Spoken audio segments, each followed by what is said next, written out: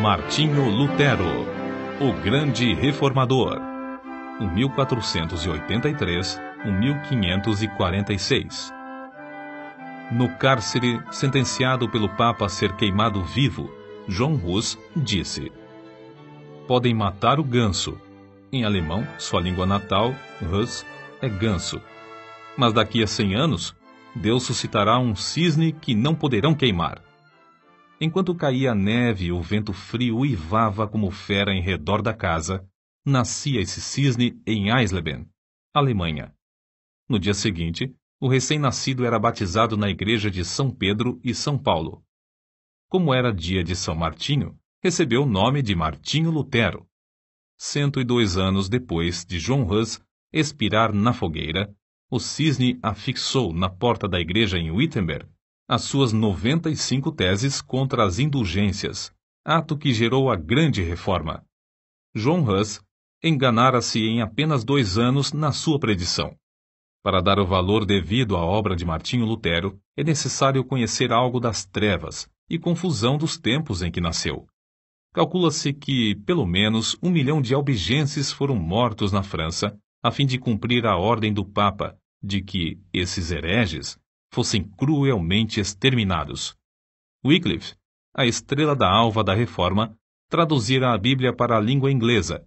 João Hus, discípulo de Wycliffe, morrera na fogueira, na Boêmia, suplicando ao Senhor que perdoasse os seus perseguidores.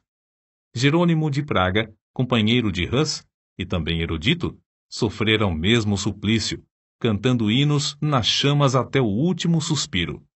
João Essália, notável pregador de Erfurt, fora preso por ensinar que a salvação é pela graça. Seu frágil corpo fora metido entre ferros, onde morreu 4 anos antes do nascimento de Lutero. Na Itália, 15 anos depois de Lutero nascer, Savonarola, homem dedicado a Deus e fiel pregador da palavra, foi enforcado e seu corpo reduzido a cinzas, por ordem da Igreja Romana. Em tempos assim, nasceu Martinho Lutero. Como muitos dos mais célebres entre os homens, era de família pobre. Dizia ele: sou filho de camponeses. Meu pai, meu avô e meu bisavô eram verdadeiros camponeses. A isso acrescentava: há tanta razão para vangloriarmos-nos de nossa ascendência quanto há para o diabo se orgulhar da sua linhagem angélica. Para vestir, alimentar e educar seus 7 filhos, os pais de Martinho esforçavam-se incansavelmente. O pai trabalhava nas minas de cobre, a mãe, além do serviço doméstico, trazia lenha às costas da floresta. Os pais não somente se interessavam pelo desenvolvimento físico e intelectual dos filhos, mas também pelo espiritual. Quando Martinho chegou à idade de compreender, seu pai ensinou-o a ajoelhar-se ao lado da sua cama à noite e rogava a Deus que fizesse o menino lembrar-se do nome de seu Criador. Eclesiastes, capítulo 12, versículo 1. Sua mãe era sincera e devota. Ensinou seus filhos a considerar todos os monges como homens santos e a sentir todas as transgressões dos regulamentos da Igreja como transgressões das leis de Deus. Martinho aprendeu a recitar os 10 mandamentos e a oração do Pai Nosso, a respeitar a Santa Sé na distante e sagrada Roma, e a olhar, tremendo, para qualquer osso ou fragmento de roupa que tivesse pertencido a algum santo. A base da sua religião formava-se mais em que Deus é um juiz vingativo do que um amigo de crianças. Mateus, capítulo 19, versículos 13 ao 15. Quando já adulto, Lutero escreveu: estremecia e tornava-me pálido ao ouvir alguém mencionar o nome de Cristo, porque fui ensinado a considerá-lo como um juiz encolerizado. Fomos ensinados que devíamos, nós mesmos, fazer propiciação por nossos pecados, que não podemos fazer compensação suficiente por nossa culpa, que é necessário recorrer aos santos dos céus e clamar a Maria para desviar de nós a ira de Cristo. O pai de Martinho, satisfeitíssimo pelos trabalhos escolares do filho, na vila onde morava, mandou-o aos 13 anos para a escola franciscana na cidade de Magdeburgo. O moço apresentava-se frequentemente no confessionário, onde o padre lhe impunha penitências e o obrigava a praticar boas obras para obter a absolvição. Esforçava-se incessantemente para adquirir o favor de Deus pela piedade, desejo esse que o levou mais tarde à vida em convento. Para conseguir a sua subsistência em Magdeburgo, Martinho era obrigado a esmolar pelas ruas, cantando canções de porta em porta. Seus pais, achando que em Eisenach passaria melhor, mandaram-no estudar nessa cidade, onde moravam parentes de sua mãe. Esses parentes, porém, não auxiliaram, e o moço continuou a mendigar o pão. Quando estava a ponto de abandonar os estudos e começar a trabalhar com as mãos, certa senhora de recursos, Dona Úrsula Cota, atraída por suas orações na igreja e comovida pela humilde maneira de receber quaisquer restos de comida nas portas das casas, acolheu-o entre a família. Pela primeira vez, Lutero experimentara fartura. Mais tarde, ele referiu-se a Eisenach como a cidade bem amada.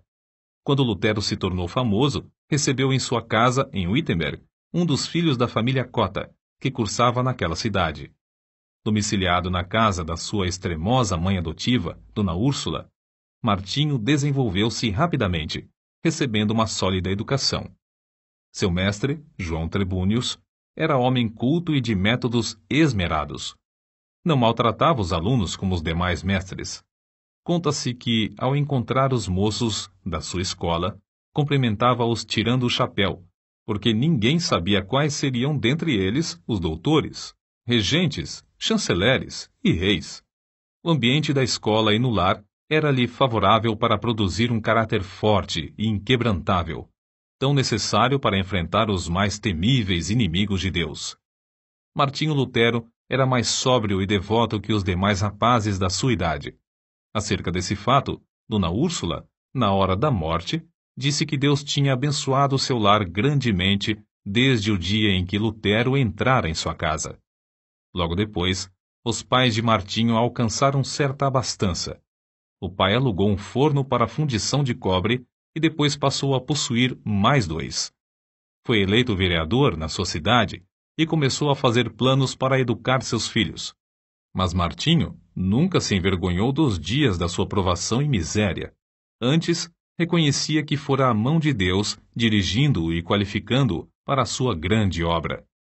Como poderia alguém, depois de homem feito, encarar fiel e destacadamente as vicissitudes da vida, se não aprendesse por experiência enquanto jovem? Aos 18 anos, Martinho ansiava estudar numa universidade.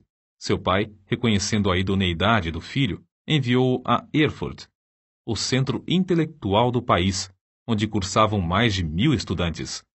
O moço estudou com tanto afinco que, no fim do 3º semestre, obteve o grau de bacharel em filosofia.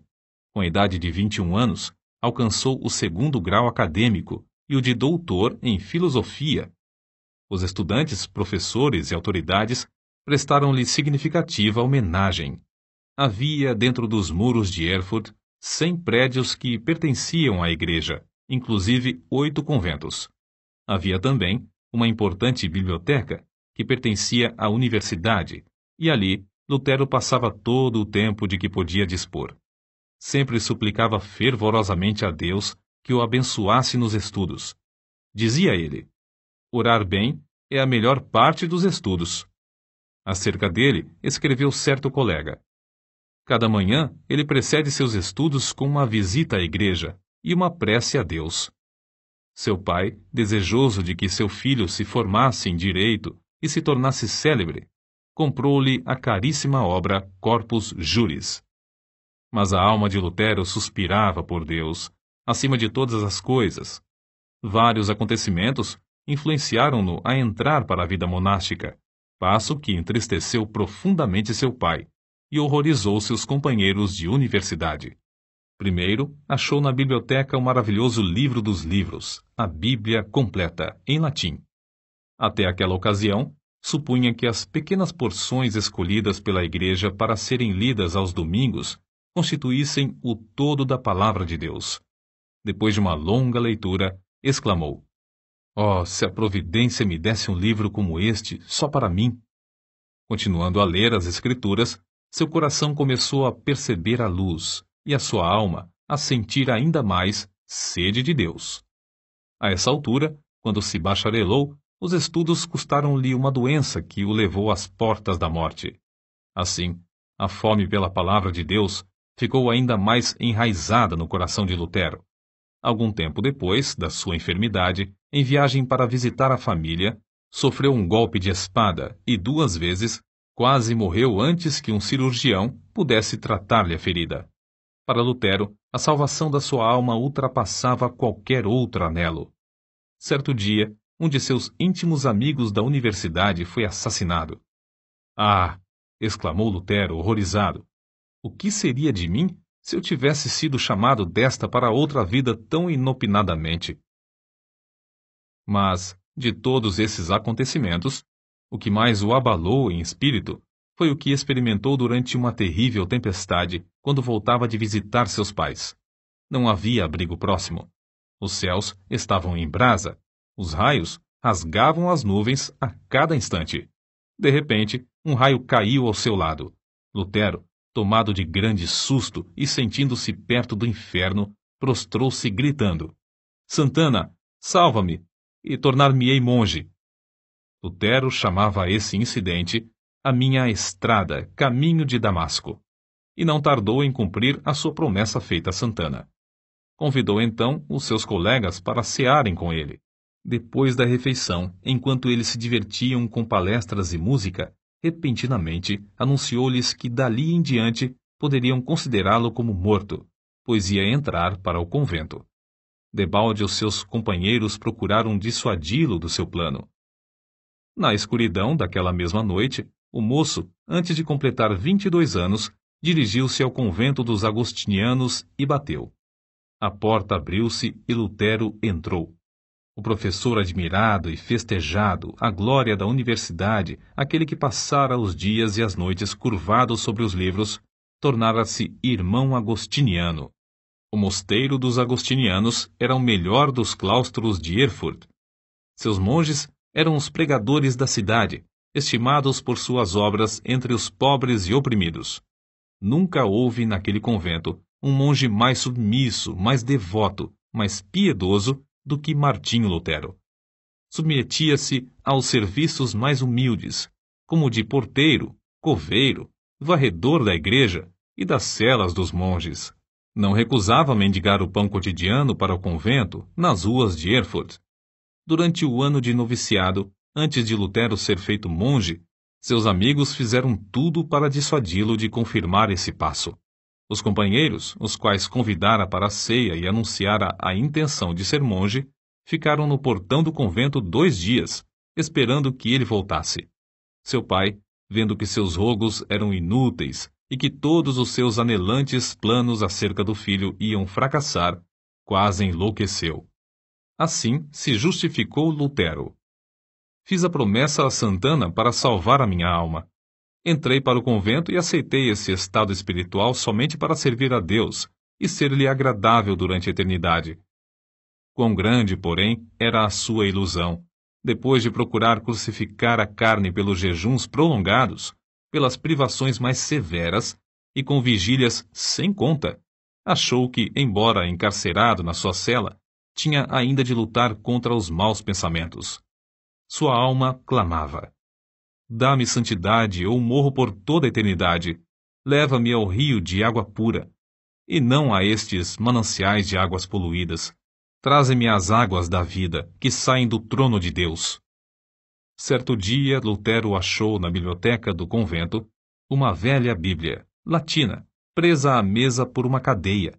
Achara, enfim, um tesouro infinitamente maior que todos os tesouros literários do convento. Ficou tão embevecido que, durante semanas inteiras, deixou de repetir as orações diurnas da ordem. Então, despertado pelas vozes da sua consciência, arrependeu-se de seu desleixo. Era tanto o remorso que não podia dormir. Apressou-se a reparar o seu erro. Fê-lo com tanto anseio que não se lembrava de alimentar-se. Então, enfraquecidíssimo por tantos jejuns e vigílias, sentiu-se oprimido pelas apreensões até perder os sentidos e cair por terra. Aí os outros monges o acharam, admirados novamente de sua excepcional piedade. Lutero somente voltou a si depois de um grupo de coristas o haver rodeado, cantando. A suave harmonia penetrou-lhe o coração e despertou o seu espírito. Ainda assim, lhe faltava a paz perpétua para a alma. Ainda não havia ouvido cantar o coro celestial.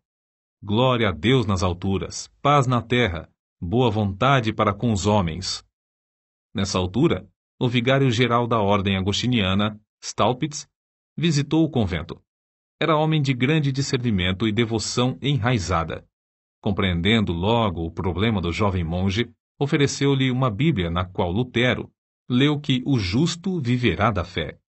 Por quanto tempo tinha ele anelado! Oh, se Deus me desse um livro destes só para mim!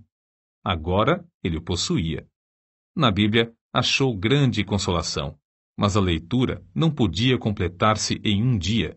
Ficou mais determinado do que nunca a alcançar paz para sua alma, na vida monástica, jejuando e passando noites a fio sem dormir. Gravemente enfermo, exclamou: os meus pecados, os meus pecados! Apesar de sua vida ter sido livre de manchas, como ele afirmava e outros testificavam, sentia sua culpa perante Deus, até que um velho monge lembrou-lhe uma palavra do credo: creio na remissão dos pecados. Viu então que Deus não somente perdoara os pecados de Daniel e de Simão Pedro, mas também os seus. Pouco tempo depois desses acontecimentos, Lutero foi ordenado padre. A primeira missa que celebrou foi um grande evento. O pai, irreconciliável desde o dia em que o filho abandonara os estudos de advocacia, assistiu à primeira missa de Lutero, vindo a cavalo de Mansfield, com uma boa oferta para o convento, acompanhado de 25 amigos. Depois de completar 25 anos de idade, Lutero foi nomeado para a cadeira de filosofia em Wittenberg, para onde se mudou a fim de viver no convento da sua ordem. Sua alma, porém, anelava pela palavra de Deus e pelo conhecimento de Cristo. No meio das ocupações do professorado, dedicou-se ao estudo das Escrituras e, no primeiro ano, conquistou o grau de bacalaureus ad Bíblia. Sua alma ardia com o fogo dos céus. De todas as partes acorriam multidões para ouvir os seus discursos, os quais fluíam abundante e vivamente do seu coração, sobre as maravilhosas verdades reveladas nas Escrituras. Um dos mais afamados professores de Leipzig, conhecido como Luz do Mundo, disse: este frade há de envergonhar todos os doutores. Há de propalar uma doutrina nova e reformar toda a igreja, porque ele se baseia na palavra de Cristo, palavra à qual ninguém no mundo pode resistir e que ninguém pode refutar, mesmo atacando-a com todas as armas da filosofia. Um dos pontos iluminantes da biografia de Lutero é a sua visita a Roma. Havia surgido uma disputa renhida entre 7 conventos dos agostinianos, os quais decidiram deixar os pontos de dissidência para o Papa resolver. Lutero, sendo o homem mais hábil e eloquente, além de altamente apreciado e respeitado por todos os que o conheciam, foi escolhido para representar o seu convento em Roma. Fez a viagem a pé, acompanhado de outro monge.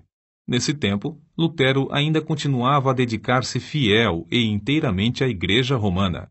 Quando, por fim, chegaram ao ponto da estrada onde se avistava a famosa cidade, Lutero caiu em terra e exclamou: saúdo-te, santa cidade! Os 2 monges passaram um mês em Roma, visitando os vários santuários e os lugares de peregrinação. Lutero celebrou missa 10 vezes. Lastimou, ao mesmo tempo, que seus pais ainda não tivessem morrido a fim de poder resgatá-los do purgatório. Um dia, subindo a santa escada de joelhos, desejando a indulgência que o chefe da igreja prometia por esse ato, ressoaram nos seus ouvidos, como voz de trovão, as palavras de Deus: o justo viverá da fé. Lutero ergueu-se e saiu envergonhado. Depois da corrupção generalizada que viu em Roma, sua alma aderiu à Bíblia mais que nunca.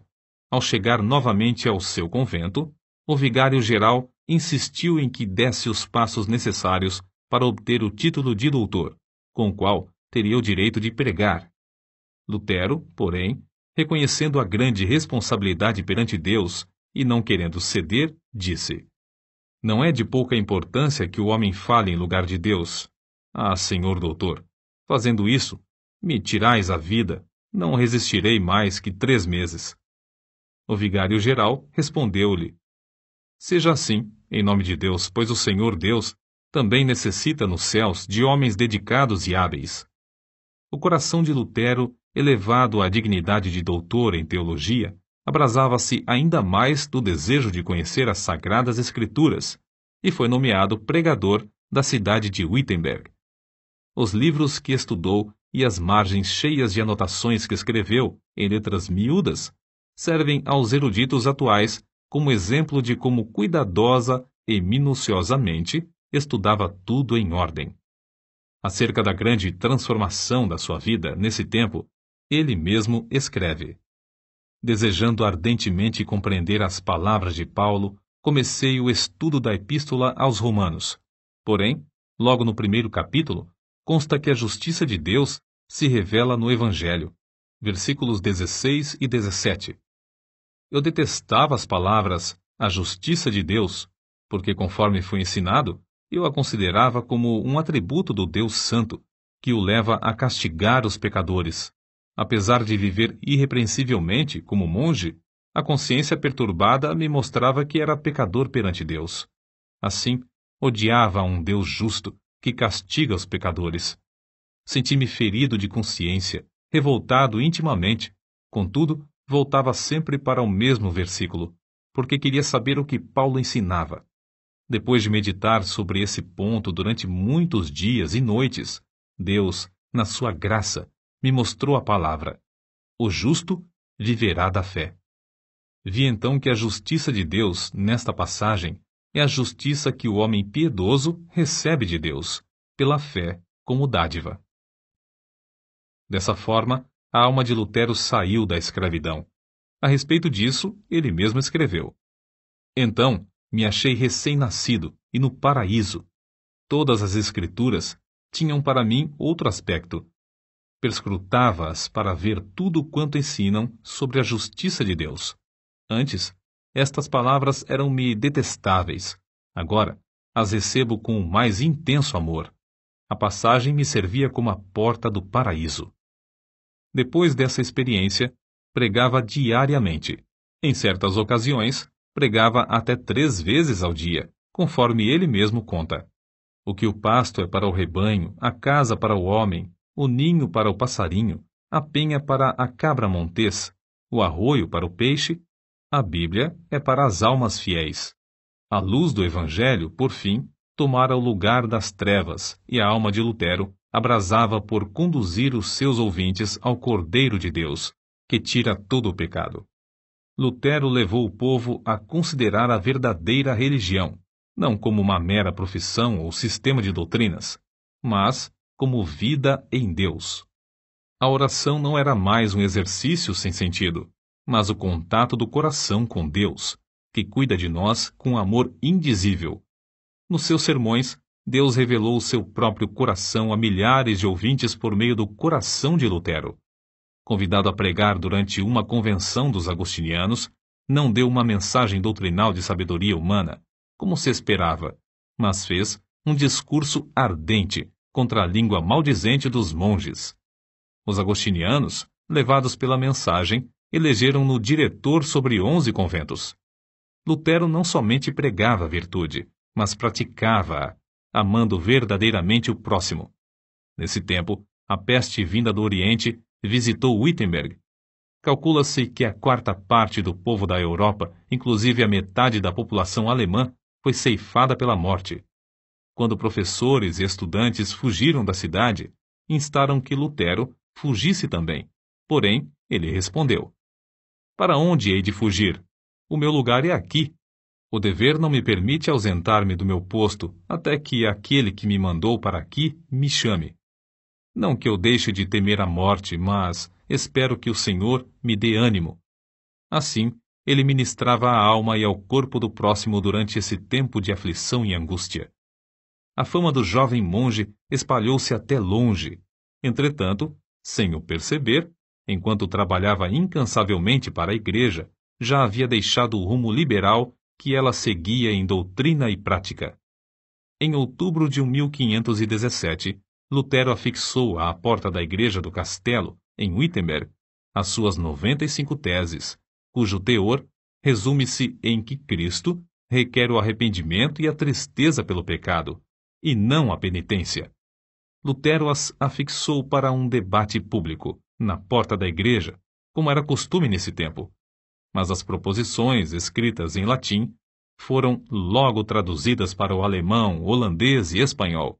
Antes de decorrido um mês, para surpresa de Lutero, já estavam na Itália fazendo estremecer os alicerces do velho edifício de Roma. Foi do ato de pregar em lugar público as 95 teses que nasceu a Reforma, isto é, que tomou forma o grande movimento de almas que em todo o mundo ansiavam voltar para a fonte pura, a palavra de Deus. Contudo, Lutero não tencionara atacar a Igreja Romana. Antes, pensou em fazer a defesa do Papa contra os vendedores de indulgências. Em agosto de 1518, Lutero foi chamado a Roma para responder a uma denúncia de heresia. Frederico, entretanto, um dos que o elegeram para assumir a direção dos conventos, não consentiu que fosse levado para fora do país. Sendo assim, foi intimado a apresentar-se em Augsburgo. Eles te queimarão vivo, insistiram seus amigos. Lutero, porém, respondeu resolutamente: se Deus sustenta a causa, ela será sustentada. A ordem do núncio do Papa em Augsburgo foi: retrata-se ou não voltará daqui. Contudo, Lutero conseguiu fugir passando por uma pequena cancela no muro da cidade, na escuridão da noite. Ao chegar de novo em Wittenberg, um ano depois de afixar as teses, era o homem mais popular em toda a Alemanha. Não havia jornais nesse tempo, mas fluíam da pena de Lutero respostas a todos os seus críticos, as quais eram publicadas em folhetos. O que escreveu dessa forma, hoje seriam 100 volumes. O célebre Erasmo, da Holanda, assim escreveu a Lutero: seus livros estão despertando todo o país. Os mais eminentes da Inglaterra gostam de seus escritos. Quando a bula de excomunhão enviada pelo Papa chegou em Wittenberg, Lutero respondeu com um tratado dirigido ao Papa Leão X, exortando-o, no nome do Senhor, a que se arrependesse. A bula do Papa foi queimada fora do muro da cidade de Wittenberg, perante grande ajuntamento do povo. Assim escreveu Lutero ao vigário-geral. No momento de queimar a bula, estava tremendo e orando, mas agora estou satisfeito de ter praticado este ato enérgico. Lutero não esperou até que o Papa o excomungasse, mas deu logo o pulo da Igreja Romana para a Igreja do Deus vivo. Nesse ínterim, o imperador Carlos V, que ia convocar sua primeira dieta, Assembleia Política, na cidade de Worms, queria que Lutero comparecesse para responder pessoalmente aos seus acusadores. Os amigos de Lutero insistiam em que se recusasse a ir. Não fora John Hus entregue a Roma para ser queimado apesar da garantia de vida por parte do imperador?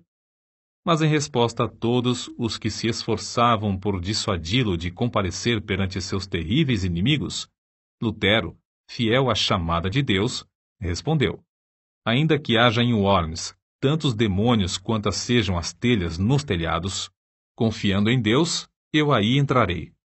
Depois de dar ordens acerca do trabalho, no caso de ele não voltar, partiu. Na sua viagem para Worms, o povo afluía em massa para ver o grande homem que teve coragem de desafiar a autoridade do Papa. Em Mora, pregou ao ar livre, porque as igrejas não mais comportavam as multidões que queriam ouvir seus sermões. Ao avistar as torres das igrejas de Worms, levantou-se na carroça em que viajava e cantou o hino de sua autoria, Ein Festberg, Castelo Forte, que se tornaria o mais famoso da Reforma. Ao entrar, por fim, na cidade, estava acompanhado de uma multidão muito maior do que a que fora ao encontro de Carlos V. No dia seguinte, foi levado perante o imperador, ao lado do qual se achavam o delegado do Papa, 6 eleitores do Império, 25 duques, 8 margraves, 30 cardeais e bispos, 7 embaixadores, os deputados de 10 cidades e grande número de príncipes, condes e barões. É fácil imaginar que o reformador era um homem de grande coragem e de físico forte para enfrentar tantas feras que ansiavam despedaçar-lhe o corpo.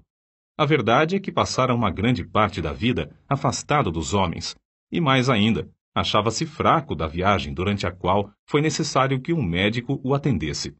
Entretanto, mostrou-se corajoso, não em sua própria força, mas no poder de Deus. Sabendo que tinha de comparecer perante uma das mais imponentes assembleias de autoridades religiosas e civis de todos os tempos, Lutero passou a noite anterior em vigília. Prostrado com o rosto em terra, lutou com Deus, chorando e suplicando. Um dos seus amigos ouviu-o orar assim: Ó Deus Todo-Poderoso, a carne é fraca, o diabo é forte. Ah, Deus, meu Deus, que perto de mim estejas contra a razão e a sabedoria do mundo. Falo, pois somente tu podes fazer. Não é a minha causa, mas sim a tua. Que tenho eu com os grandes da terra? É a tua causa, Senhor, a tua justa e eterna causa.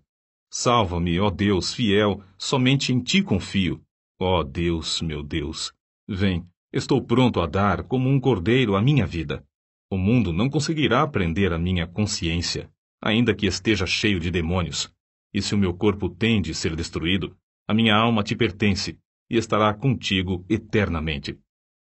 Conta-se que, no dia seguinte, na ocasião de Lutero transpor a porta para comparecer perante a dieta, o veterano general Freudesburgo colocou a mão no ombro do reformador e disse-lhe: Pequeno monge, vais a um encontro diferente, que eu ou qualquer outro capitão jamais experimentamos, mesmo nas nossas conquistas mais ensanguentadas. Contudo, se a causa é justa e sabes que o é, avança no nome de Deus, e não temas nada. Deus não te abandonará. O grande general não sabia que Martinho Lutero vencera a batalha em oração, e que entrava somente para declarar-lhes que a havia vencido de maiores inimigos. Quando o núncio do Papa exigiu de Lutero, perante a augusta Assembleia, que se retratasse, ele respondeu: Se não me refutardes pelo testemunho das Escrituras, ou por argumentos, uma vez que não creio somente nos papas e nos concílios, por ser evidente que já muitas vezes se enganaram e se contradisseram uns aos outros, a minha consciência tem de ficar submissa à palavra de Deus. Não posso retratar-me, nem me retratarei de qualquer coisa, pois não é justo nem seguro agir contra a consciência. Deus me ajude. Amém.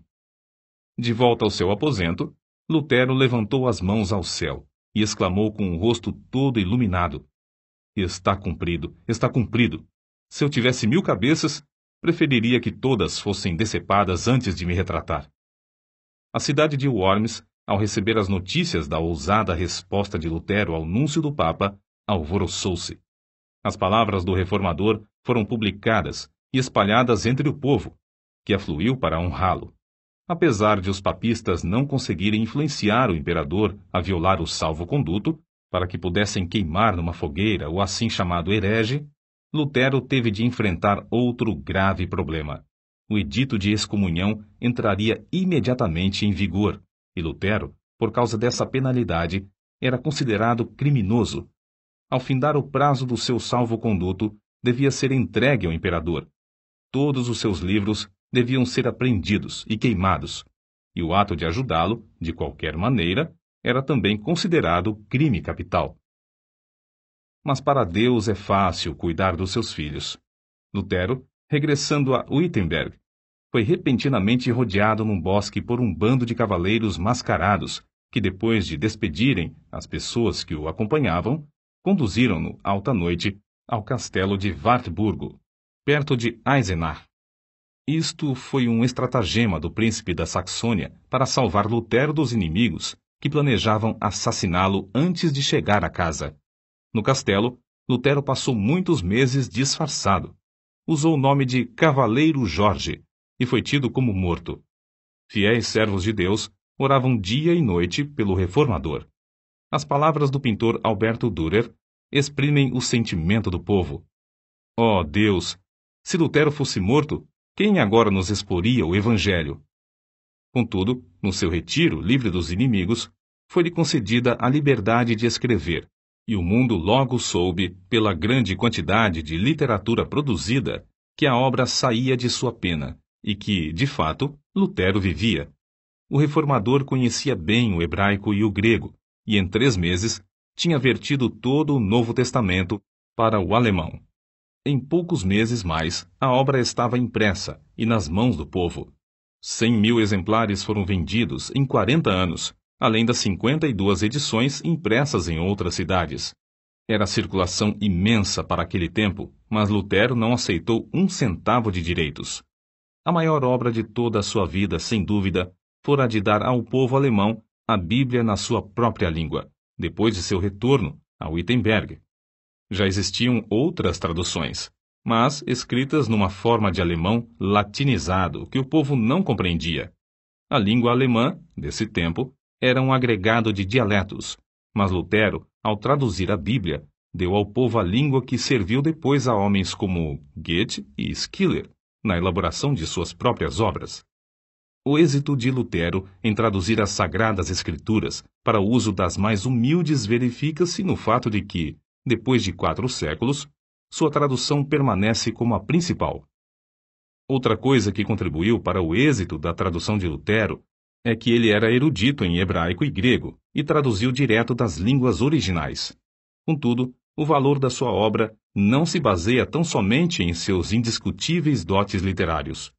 O que lhe conferiu realidade foi que o reformador conhecia a Bíblia, como ninguém podia conhecê-la, sem primeiro sentir a angústia eterna e achar nas Escrituras a verdadeira e profunda consolação. Lutero conhecia intimamente e amava com sinceridade o autor do livro. O resultado foi que o seu coração abrasou-se com o fogo e poder do Espírito Santo. Foi esse o segredo de ele traduzir tudo para o alemão em tão pouco tempo. Como todos sabem, a fortaleza de Lutero e da Reforma foi a Bíblia. Escreveu de Wartburgo para o seu povo em Wittenberg. Jamais em todo o mundo se escreveu um livro mais fácil de compreender do que a Bíblia. Comparada aos outros livros, é como o sol em contraste com todas as demais luzes. Não vos deixeis levar a abandoná-la sob qualquer pretexto da parte deles. Se vos afastardes dela por um momento, tudo estará perdido. Podem levar-vos para onde quer que desejem.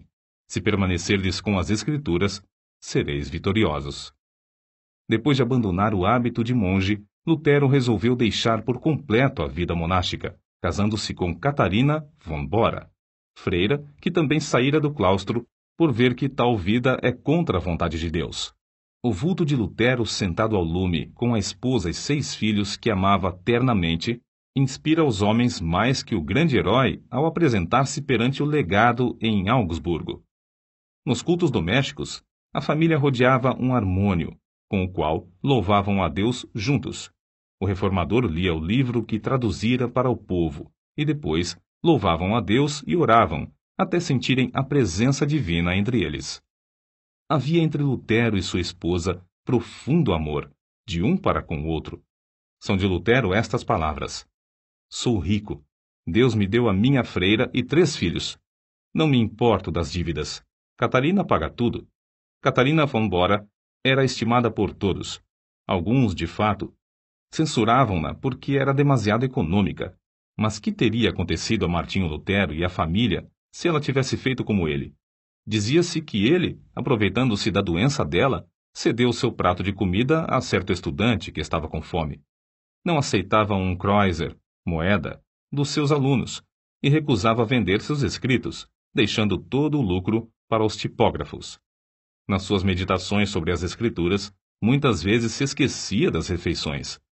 Ao escrever o comentário sobre o Salmo 23, passou 3 dias no quarto comendo somente pão e sal. Quando a esposa chamou um serralheiro e quebraram a fechadura, acharam-no escrevendo, mergulhado em pensamentos e esquecido de tudo em redor. É difícil concebermos a magnitude das coisas que devemos atualmente a Martinho Lutero. O grande passo que deu para que o povo ficasse livre para servir a Deus, como ele mesmo ensina, está além da nossa compreensão. Era grande músico e escreveu alguns dos hinos mais espirituais cantados atualmente. Compilou o primeiro inário e inaugurou o costume de todos os participantes dos cultos cantarem juntos.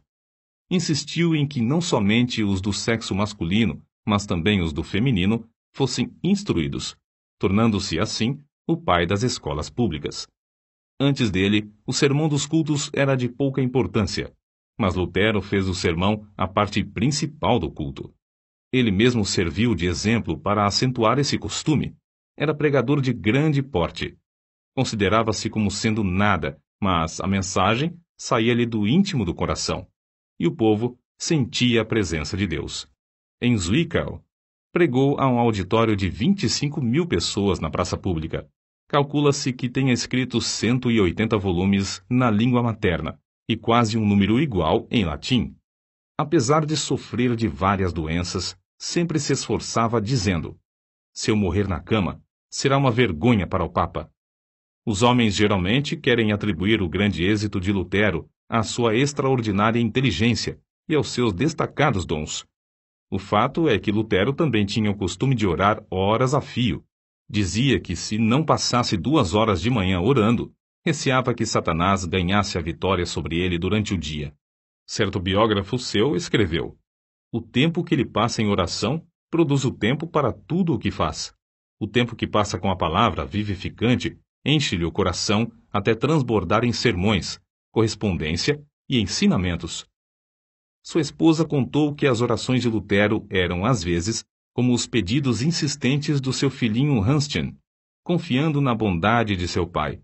Outras vezes, eram como a luta de um gigante na angústia do combate. Sawyer, autor da História da Igreja Cristã, volume 3, página 406, atesta: Martinho Lutero profetizava, evangelizava, falava línguas e interpretava, revestido de todos os dons do Espírito. Com 62 anos de vida, pregou seu último sermão sobre a seguinte passagem: ocultaste estas coisas aos sábios instruídos e as revelaste aos pequeninos. No mesmo dia, escreveu para a sua querida Catarina: lança o teu cuidado sobre o Senhor, e ele te susterá. Amém. Essas palavras constam da última carta que escreveu. Vivia sempre esperando que o Papa conseguisse executar a repetida ameaça de queimá-lo vivo. Contudo, não era essa a vontade de Deus. Cristo o chamou enquanto sofria de um ataque do coração em Eisleben, cidade onde nascera. São estas as últimas palavras de Lutero: vou render o espírito.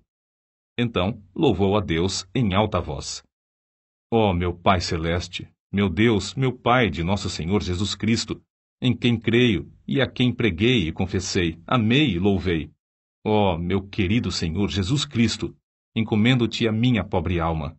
Ó meu Pai Celeste, em breve tenho de deixar este corpo, mas sei que ficarei eternamente contigo e que ninguém me pode arrebatar das tuas mãos. Então, depois de recitar João, capítulo 3, versículo 16, 3 vezes, repetiu as palavras: Pai, em tuas mãos entrego meu espírito, pois tu me resgataste, Deus fiel. Assim, fechou os olhos e adormeceu.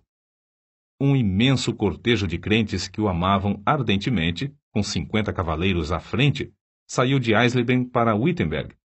Passando pela porta da cidade onde o reformador queimara a bula de excomunhão, entrou pelas portas da igreja onde, há 29 anos, afixara suas 95 teses. No culto fúnebre, Bugenhagen, o pastor, e Melanchthon, inseparável companheiro de Lutero, discursaram. Depois, abriram a sepultura, preparada ao lado do púlpito, e ali depositaram o corpo. 14 anos depois, o corpo de Melanchthon achou descanso no outro lado do púlpito. Em redor dos dois, jazem os restos mortais de mais de 90 mestres da universidade. As portas da igreja do castelo, destruídas pelo fogo no bombardeio de Wittenberg em 1760, foram substituídas por portas de bronze em 1812, nas quais estão gravadas as 95 teses. Contudo, este homem que perseverou em oração deixou gravadas, não no metal que perece, mas em centenas de milhões de almas imortais, a palavra de Deus, que dará fruto para toda a eternidade. Nota: os albigenses são considerados os heréticos de maior importância dentro da Igreja Católica durante a Idade Média. Devem seu nome à cidade de Albi, na França.